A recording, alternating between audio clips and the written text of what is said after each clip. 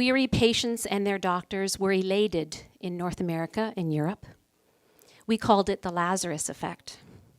In 2000, all of the other HIV treating physicians in this area of the province retired or moved, and the pressure was on for me to take on more than 7 patients, HIV positive patients. But I was growing a family of my own, having my own children, delivering babies. There was no way that I could even think about trying to set up a clinic for these patients, but I was coerced by several friends. And long and lovely short story later, in September of 2005, we opened the clinic, the 14th HIV clinic in the province of Ontario in Guelph, with a team of amazing people who showed up to the first meeting I called. It was a miraculous community effort with huge support from our local paper. We built a satellite clinic in Waterloo in 2010. The clinics have now cared for over 700 HIV positive patients in the last decade. More than 100 newborns have been born without HIV because of the treatment provided to their HIV positive mothers during pregnancy, labor, and delivery. So success, right? Right. And then the real challenge came. At the same time that the clinics were being built in our area, with so many lives being saved, 32 million were dying of AIDS in Sub-Saharan Africa.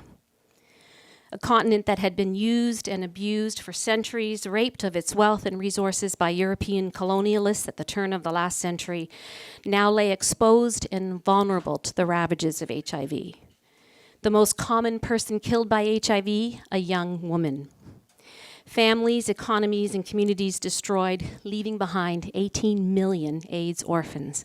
You can't imagine what it's like to be an AIDS orphan. Greater love has no one than this, to lay down one's life for one's friends, and I've laid down my life for them. In 2006, I was led to work with the Canadian team that built the first HIV/AIDS clinic in Lesotho, Africa. Building AIDS clinics in Ontario was a piece of cake. Treating hundreds of dying men, women, and children in an African country where 40% of the population was HIV positive and 250,000 children were orphaned by AIDS was the most exhilarating and the most devastating experience of my life. Tuesdays at the clinic were Children's Day. Everyone in the hallway, 100 of them, were HIV positive children, many of them close to death. It was here in the summer of 2006 that I met Latotsa, 18 months old, both parents dead, sitting on her grandmother's lap, dying of AIDS and a suffocating pneumonia. She was so little, so frail, motionless, finished.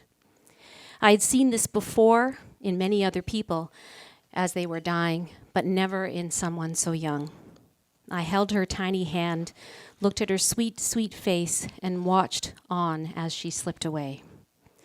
The victim of a preventable pandemic and a preventable disease, she never stood a chance, and I was forever changed and broken by our meeting. I went home, curled up in a fetal position for about 3 months. I challenged my community to keep up the good fight and help me fight back when I finally decided to stand up myself. Within 2 years and a stunning community effort, Guelph raised $1 million for that first HIV/AIDS clinic in Lesotho, keeping 11,000 people alive throughout 2009. We saved 11,000 people. That's cool. Since then, the NGO we started that raised that first million has raised close to $4 million. We call ourselves Bracelet of Hope, and our goal is to end the AIDS pandemic in Lesotho. We care for 51 of those HIV orphans in 7 foster homes. We're in the process of raising another $1.5 million, my last major effort, to purchase 6 mobile health units that will see the last rural district of Lesotho on treatment, 100,000 people. But this is not my story, or the story of this remarkable community and what it has achieved, both locally and internationally. It's the story of one of the world's greatest achievements, the end of AIDS, and the very small role we continue to play in it, a small but incredibly important role.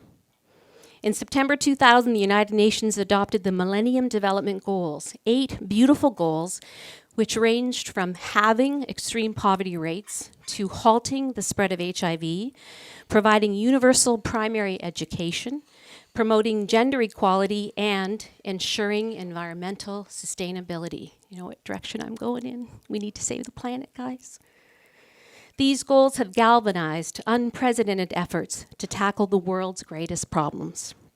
Number 6, halt and reverse the devastation of AIDS. We met that goal 6 months earlier than the target date. We did that in 15 years, and here's what we did. One miracle of science and technology after another. I talked about a handful of pills given 3 times a day that were toxic and often deadly in 1996. By 2007, that was reduced to 1 pill once a day, easy to take. 2012 showed that when I treat a person with 1 pill once a day, they cannot transmit. That's massive. That means treatment stops transmission. That's the end of the pandemic. By 2013, stats showed that when you effectively treat an HIV-positive person, they live longer than the life expectancy of non-HIV positive people. I could go on for 20 minutes as to why, but I won't because I only have 10. In 2019, we believe the cure for HIV is less than 10 years away. I think it's 5 years away. The World Health Organization has set new targets, the 90-90-90 treatment targets, to end the AIDS pandemic by 2030. 90% diagnosed, 90% treated, and 90% with an undetectable viral load. We're going to get there. There's no question. A friend sent me an email last night, and she says this: too many of us are too often ashamed to stand tall and be magical.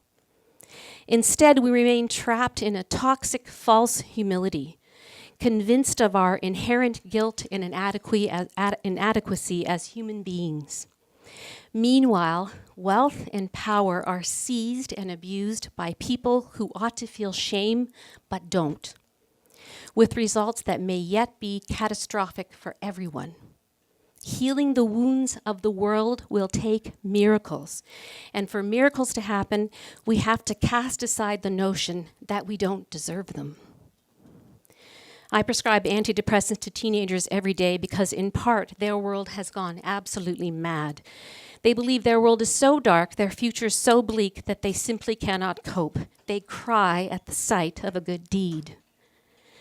Overwhelmed by the biggest challenge the world has ever tackled, global warming. I've not talked about global warming before, but I think I need to now. The planet has warmed by 1.3 degrees. The warming will inevitably get to 2 degrees by 2030, considered the threshold for catastrophe. Flooded cities, crippling droughts and heat waves, a planet battered daily by hurricanes and monsoons that we used to call natural disasters, we now call bad weather.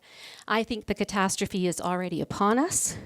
We will turn that blind eye of apathy and do nothing, or we will take action. I talk about this with patients all day because I can't stop talking and I have nothing better to do.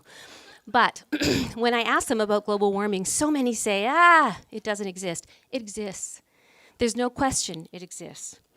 The Millennium Development Goals, now the Sustainable Development Goals, are a blueprint for saving our world. They are built on the knowledge that we have the intelligence and vision, unprecedented global wealth and affluence, stunning scientific, medical, environmental, and informational technologies, and an armada of intellectual property owned by every human being, everything we need to achieve each goal. MDG number 7, ensure environmental stability, has now become the world's primary focus, and the UN announcement that we have 12 years before the effects of climate change are irreversible has put so many of us into action, even people who have no business taking action. We must take action. Between the worst global warming outcome and the world we live in today lies only the open question of human response. We all need to take responsibility. I'm almost done now. We will end AIDS. That's a given. And proof that with global mobilization, we can pretty well accomplish anything. We can end poverty. We have pulled 1 billion people out of extreme poverty in the last 2 decades. We can wipe out gender inequality. We can reverse the effects of climate change. We can create a fair and equitable world where every person is safe and every act of kindness a frequent and welcomed event. There is evidence everywhere that humanity can solve its most threatening problems. Now is the time to innovate, activate, encourage, and inspire, especially our young people, all of us, where we live and breathe and work, every one of us now. Thank you.